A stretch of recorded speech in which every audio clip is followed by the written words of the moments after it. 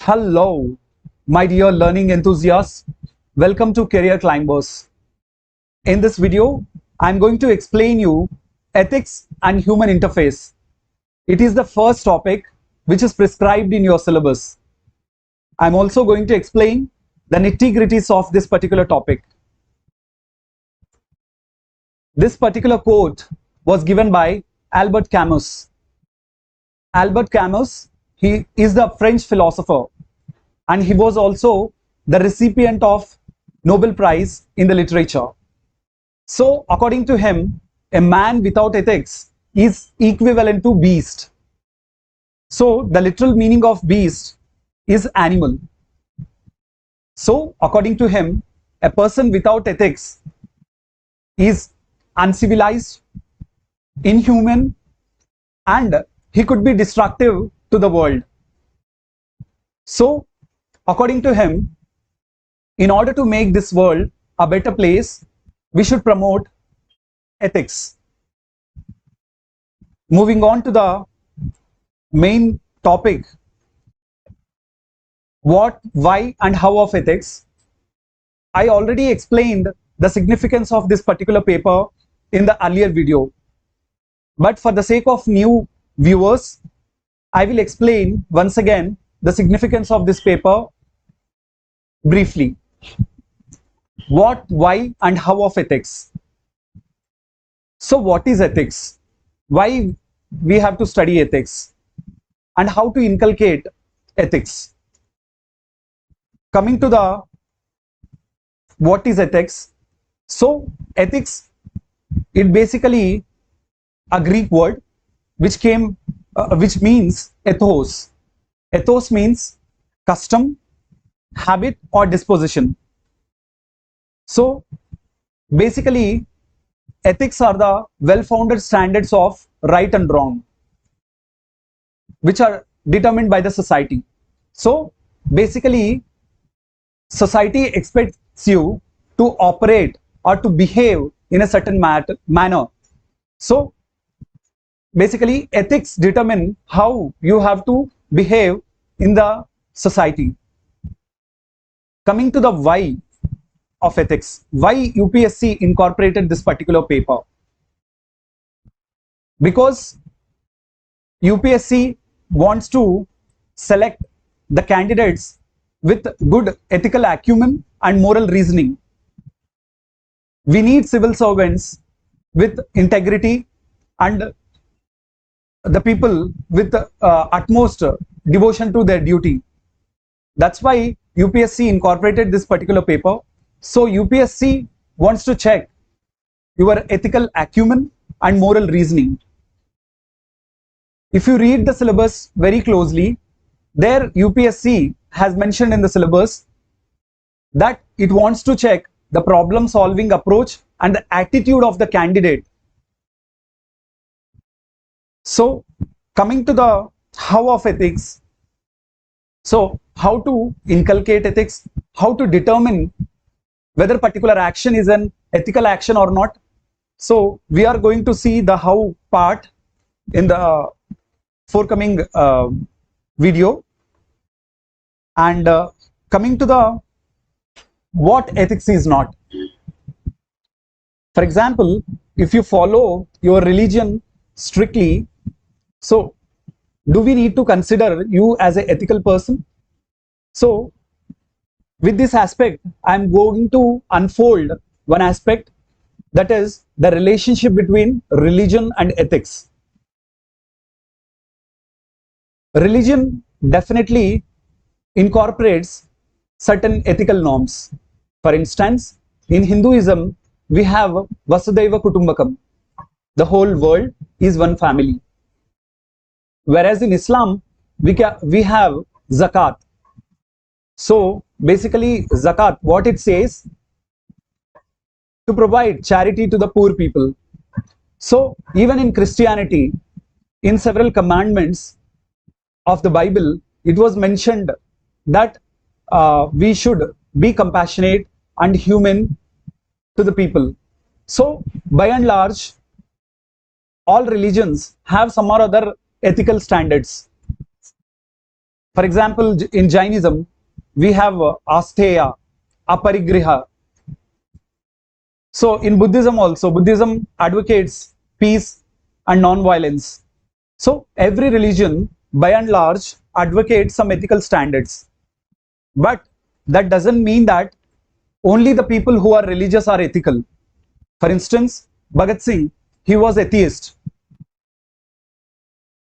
Can you say that he is an unethical person? But Bhagat Singh, he has he had such a great values like courage, sacrifice, and again Bhagat Singh was proactive when it comes to his decision making. And Bhagat Singh, he always advocated for communal harmony. So even if a person is irreligious or if a person is an atheist, he can be ethical. So what I mean to say is ethics and religion are the independent entities. They are not dependent upon each other.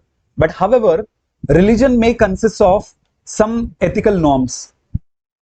So UPSC asks this type of questions because earlier they asked like the relationship between ethics and the law.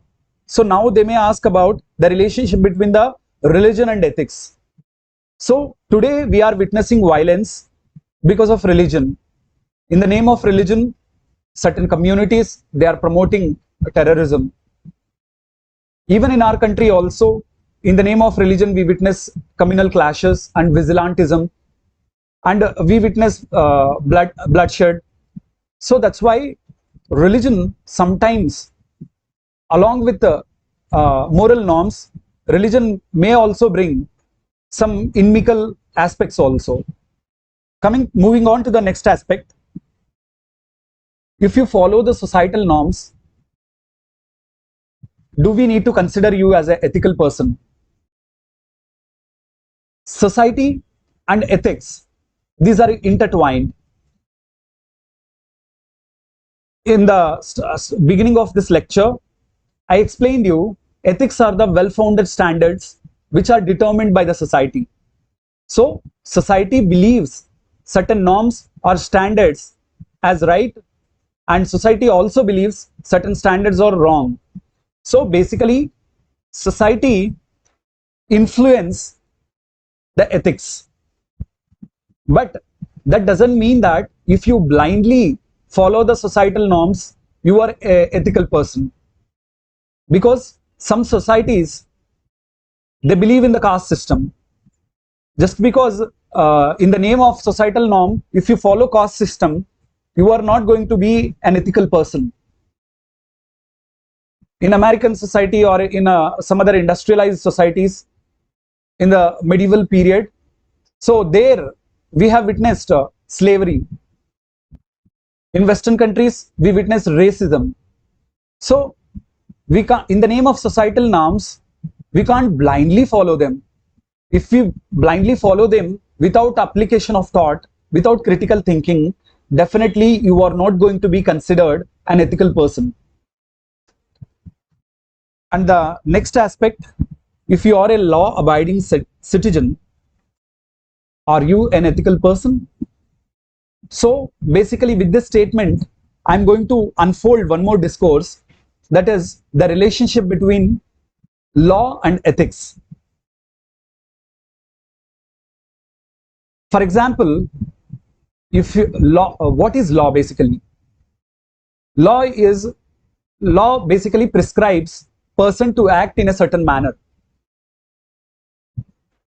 Ethics also, in the case of ethics are determined by the society, whereas law is determined by the state. Law is framed by the state, whereas ethics are decided by the society. For the violation of law, you will be punished, you will be imprisoned, or you may be asked to pay the penalty. Whereas if you violate ethics, you may have to face the societal disapproval, you may have to face the anger of the society. And coming to the one more difference or the example between the law and ethics, law may not mandate me to help my neighbor, but however, if I help the neighbor, that would be considered as an ethical action. Law may or may not consist of ethical aspects. For instance, during colonial regime, they have enacted Vernacular Press Act. They stifled the voice of Indians. Though they enacted a law, but that law was not ethical. Coming to the next aspect, the relationship between the science and ethics. Today we are talking about surrogacy. Today we are talking about bioethics. Today we are talking about premarital test. So we have many aspects. So, and we are also talking about euthanasia, withdrawing the treatment of a person who is on the bed for the long period. So scientifically certain things may be right, but however they may not be right when you can apply ethical standards.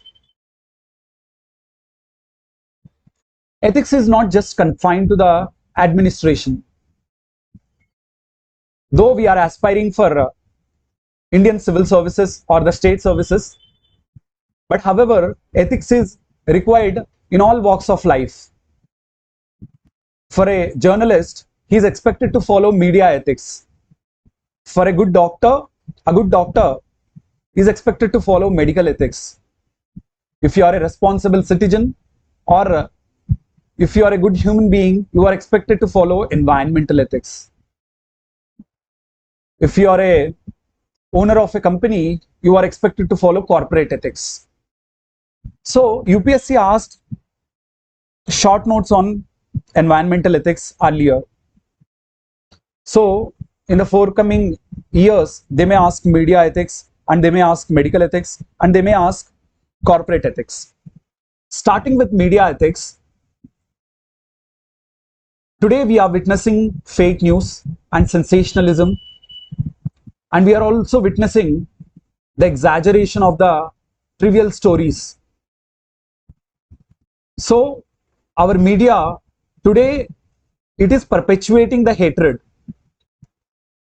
The media ethics and the quality dwindled a lot in the recent past. So media ethics is quite essential in order to make this society well informed. Coming to the medical ethics, a good doctor is expected to follow medical ethics. A good doctor is expected to respect the patient's autonomy, patient's confidentiality, and at the same time, a good doctor is expected to prescribe the generic medicines as and when it is required. Coming to the environmental ethics, today we are witnessing global warming, climate change. So, and we should follow the environmental ethics in order to protect our planet. And coming to the corporate ethics, we often hear about quid pro quo. We often hear about crony capitalism, because today we can see the nexus between the government and the corporate, because as the corporates, they fund the political parties. So the political parties may frame laws, or they may give tax concessions to the companies just because they are funding to them. So these are all the examples of corporate ethics. And why a person should be ethical? Because if you are an ethical person, people may not award you with Bharat Ratna. But however, if you follow ethics, your self-esteem would increase. If you follow ethics, you may avoid the cognitive dissonance. And at the same time, for your personal growth as well as your professional growth. For instance, if you are a liar, So definitely it would affect your relationships or the friendship. If you are non-committal to the organization you are working for, definitely you are going to lose your credibility in the organization. So that's why a person should be ethical. If a person is ethical, then most likely the company would give him more responsibilities. So for the sake of your personal growth or for the sake of your professional growth, a person should be ethical. And to foster social cohesion or social harmony. For instance, today we witness communal riots between the communities. Like recently we have witnessed in the Manipur, the clashes between Metis and Kuki tribes. So basically, if we inculcate ethics, if we inculcate humanity, if we inculcate the norms of peaceful coexistence in the minds of the people, so automatically people will remain united. So basically, to foster social harmony, the society should follow ethics. And again, to contribute common good. So in order to protect our planet, each one of us as a citizen, we need to avoid using plastic. Moving on to the next aspect, the difference between ethics and morals. As I have explained, ethics is determined by the society. Society determines which action is right and which action is wrong. Whereas morals are determined by a person based on one's own principles or one's own standards. For instance, my society may believe cow slaughter is unethical, but I may believe cow slaughter is ethical because people have their own choice to eat what they want. Coming to the next example, ethics is following the norms of the society, right? So my society may believe caste system is right, but my morals would say me not to follow the caste system. Society may by and large believe in racism, but my morals may say not to believe in the racism. So in a nutshell, ethics is more of external in nature, morals are more of a internal in nature. So morals are determined by the personal principles, whereas ethics are determined by the society or the environment one lives in. So here I have written a phrase called summum bonum. So what is it? If you know about it, please write it in the comment section. So summum bonum is a Latin phrase which means ultimate good. So at the end of the day, in majority of the societies, ethics asks us to follow the summum bonum. Moving on to the next aspect, ethics and human actions. What are human actions? Why are we studying human actions? Human beings are the only species in the animal kingdom who are blessed with amazing cranial capacities. So, human beings are blessed with cranial capacity or the cognitive ability to determine what is right and what is wrong. So that's why here we are studying human actions. So according to the Saint Thomas Aquinas, in order to call a particular action as a human action, that particular action should consist of these three parameters. One is involvement of knowledge, presence of voluntariness, and that particular action should be freely done. For example, there are two persons, A and B. The person A forced the person B to kill person C. So in such a case, B is not culpable. B is not unethical in this case, because B performed that particular action under the influence or under the force of A. At the same time, B has not done this action out of his own free will, nor this action is voluntary. And again, I will give one more example. If I am unaware that jumping a traffic signal is unethical, if I am not aware of rules, if I am not aware of the codes which are enacted by the government, so we cannot call an ignorant action as a human action. So these two examples, I hope I'm able to understand you.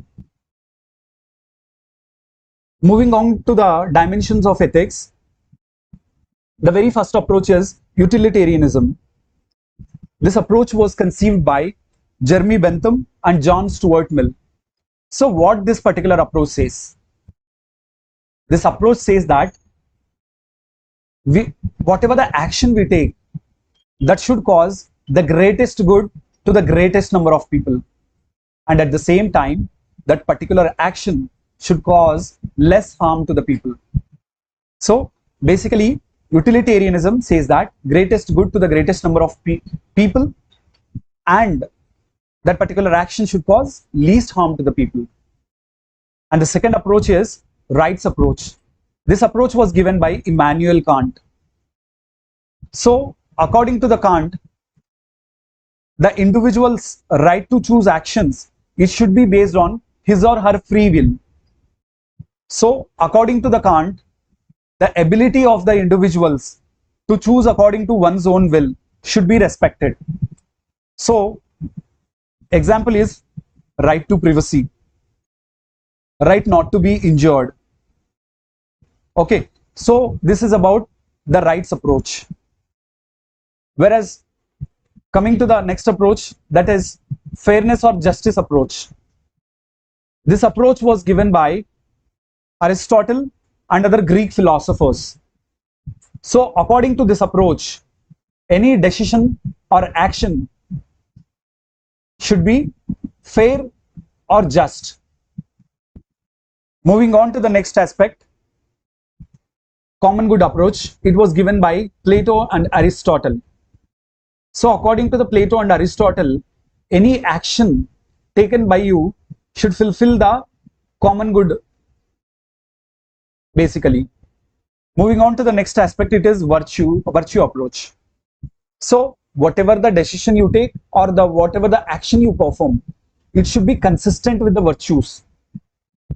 Examples of virtues are generosity, humanity, compassion. I'm going to explain you about the difference between values, virtues and all in the forthcoming lectures. Moving on to the next aspect, ethics in private and public relationships. So here you can see the poem of Shakespeare. So all the men and women are merely players. We came to this world to play our own role, according to the Shakespeare. So what does it mean? For example, my role as an educator is different, and my role as a son is different.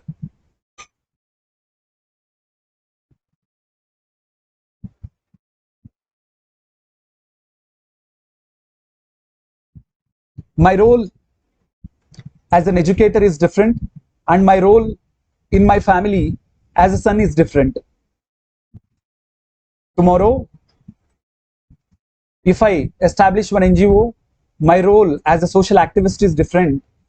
So basically, what I mean to say is, ethics, one has to follow ethics in the private as well as public domain.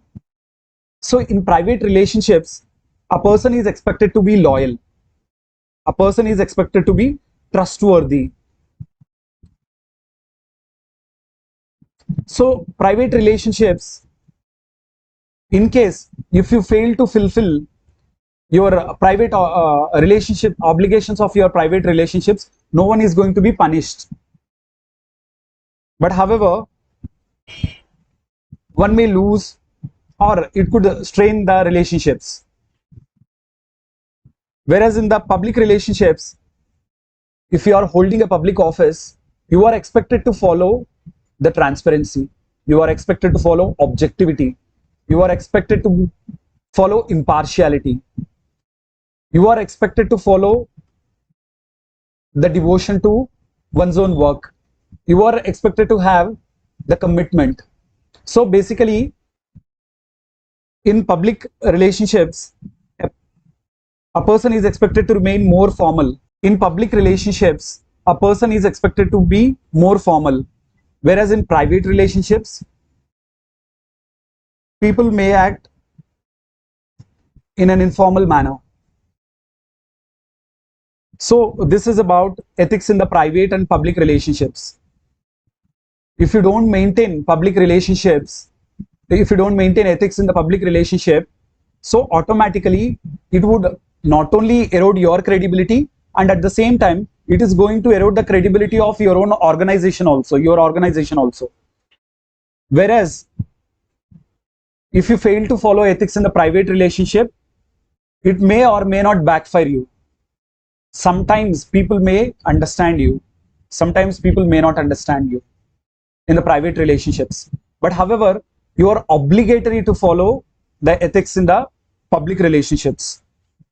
So I hope you people can see this flow chart, this diagram.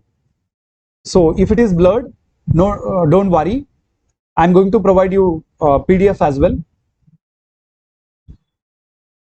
Moving on to the next aspect, it's conflict of interest. So what is conflict of interest? Why a person is expected to deal with conflict of interest in an adequate manner, and how to deal with it.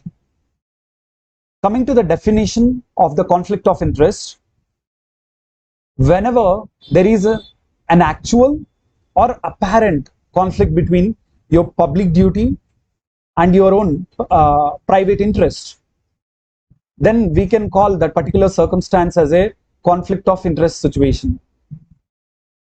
If you are holding the public office, if you are holding the office of trust, if you are holding the office of credibility, you are expected to avoid this conflict of interest. So basically, we can witness the conflict of interest in several instances. For example, in appointments, while avoiding contracts, and information, divulging the confidential information to one's own friends and family members, or during policy formulation also.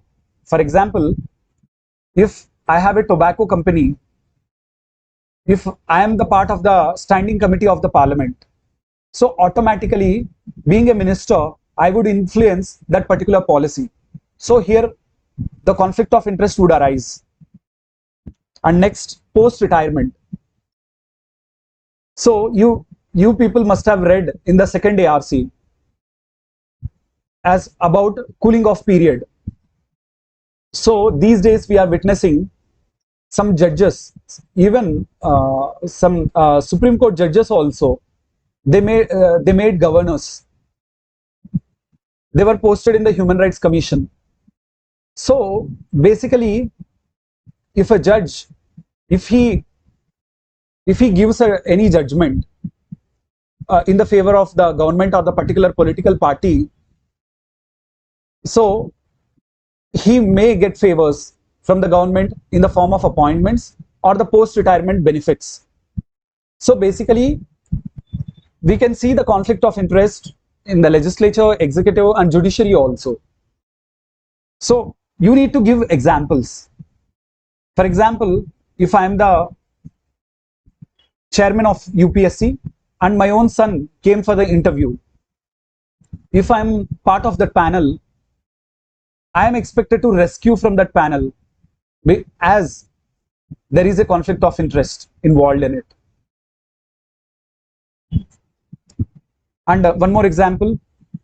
For example,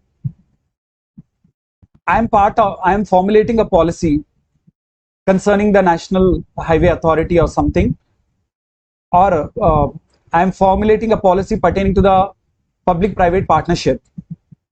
And if one of my cousin has any vested interest, so their conflict of interest would arise. So a public servant or the civil servant or the public official is expected to avoid this conflict of interest in order to increase the credibility of the organization he is working for or she is working for. Coming to the ways to deal with conflict of interest. So basically, we need to promote the transparency in the governance. Once we promote the transparency, automatically people would come to know about the policies, programs, and people can participate in the decision making process if there is a transparency in the governance. And the next way to deal with the conflict of interest is promoting the objectivity in the governance. So whatever the decisions or the actions as a civil servant or the public official, those decisions should be impartial. I am expected to follow the integrity. So there should be a law to deal with this non-disclosure of conflict of interest, because as of now we don't have any law to punish a person for non-disclosure of conflict of interest. So here you can see the previous questions. So you people can write answers for these previous questions and send to our Telegram group. In the forthcoming lectures, I'm going to explain you how to structure the answers and how to introduce the codes and how to add examples. But however, initially you should try from your side and send to our Telegram group so that we could give our inputs as much as possible. Thank you. Thank you so much. Keep learning and keep growing. Please subscribe our channel. It would serve as an encouragement to us, because to make these videos, we have to make a lot of efforts. We are ready to go for an extra mile to give you a quality content. But what we need is your support and your encouragement. Thank you so much. Thank you once again. Bye-bye. Keep learning and keep growing.